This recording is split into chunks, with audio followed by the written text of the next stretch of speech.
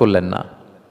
আরশের উপর থেকে আল্লাহ তাআলা আয়াত নাজিল করলেন, লা তারফাউ আসওয়াতাকুম ফাওকা সাওতিন নবী, খবরদার নবীর কণ্ঠের চাইতে যেন তোমাদের কণ্ঠ উঁচু হয়ে না যায়।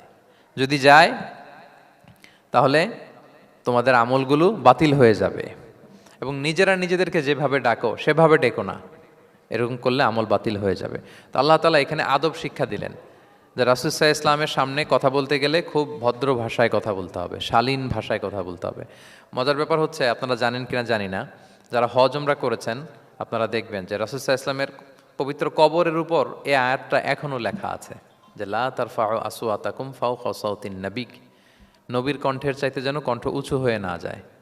এজন্য দেখবেন যে যারা রাসূল সাল্লাল্লাহু আলাইহি ইসলামের কবর জিয়ারত করতে যায়, ওনারা কবরের সামনে যে ধৈর্য ধারণ করতে পারে না, বুক ফেটে কান্না আসে যে আজীবন যে নবীর কথা শুনলাম, যে নবীর হাদিস শুনলাম, যে নবীকে আমি এত ভালোবাসি, যে নবী আমার জন্য